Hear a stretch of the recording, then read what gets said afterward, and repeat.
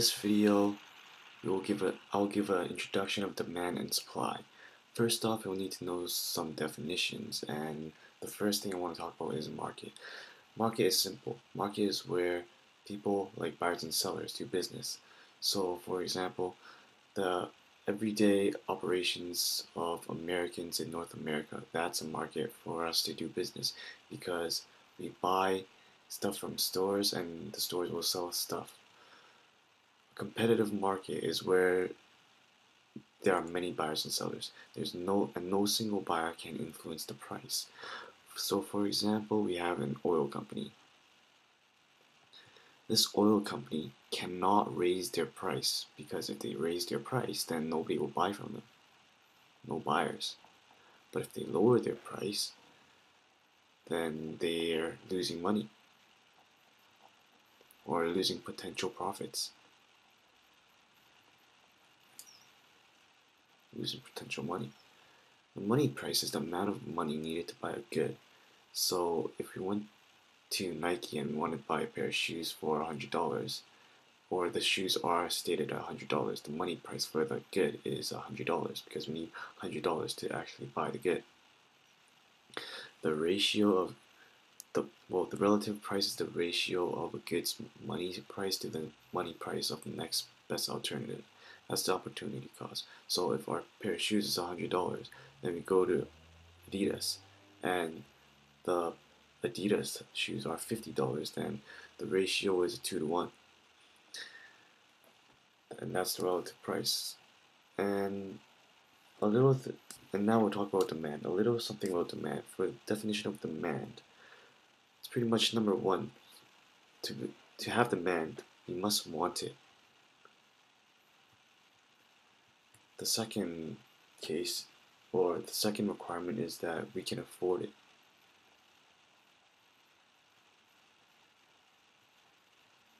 And the third case is we actually plan to buy it. Plan to buy it. So then, if all three requirements passes, then we have demand. We want the good, we can afford the good, and we plan to buy the good. Then we have demand. Now, wants is our unlimited desires or wishes for goods or service.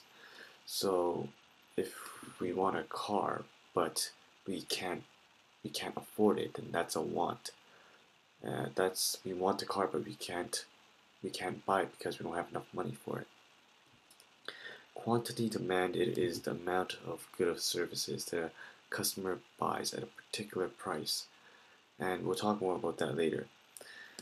And now I want to talk about the law of demand, and this concept is really simple. The law of demand states that other things being the same, the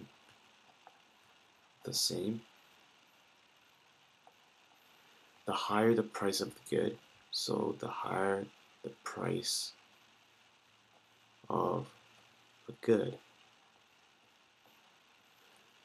implies the smaller quantity demanded, which I'll abbreviate to QD. And the lower the price of the good, the lower the price of a good implies the more quantity, the larger the quantity demanded. So the lower the price of the good, the more we want. We could sum the law of demand in a quick formula, and that is like this. The law of demand equals the substitution effect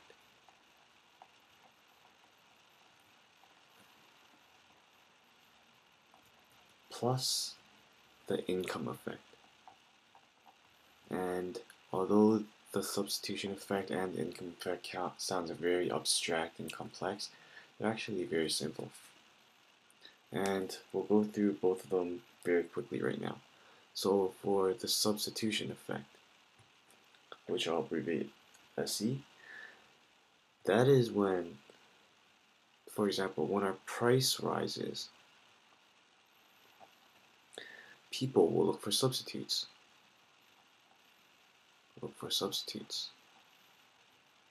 Look for subs. And the quantity demanded of that good, the quantity demanded will decrease. So for example, we like hamburgers. So let me draw a hamburger here. Lettuce, and then what? And yeah. So the price of the hamburger will rise. And then what we can predict will happen is that the people will buy hot dogs. Hot dogs. That's a very ugly hot dog, but work with me. The red. People will buy hot dogs. So when the price of a burger rises, people will buy hot dogs, and the quantity demanded for hamburgers,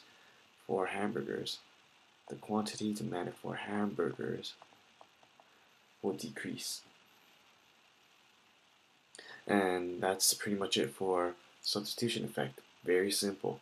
The price goes up, the price of a good goes up, people will look for substitutes, and the quantity demanded for that good will decrease. The income effect, which I will abbreviate IE, is another very simple concept. When the price increases relative to income, then people can't afford the new price.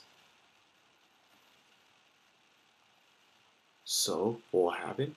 So then when they can't afford it, the quantity demanded for that good will go down.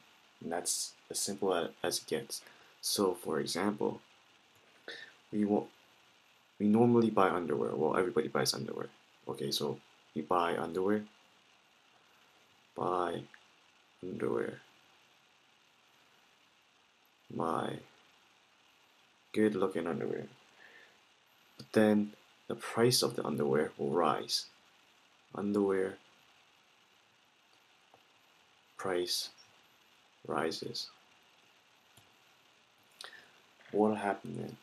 Well, people with your same income, same amount of money, they can't afford the underwear. So they cannot afford it. Can't afford underwear. So when we can't afford underwear, the quantity demanded for the underwear will go down. Quantity demanded go down. And that is the simple definition of the income effect. And what do we do when we can't afford underwear? Well, we just go commando. And I'll end things here and talk about demand some more in the next video.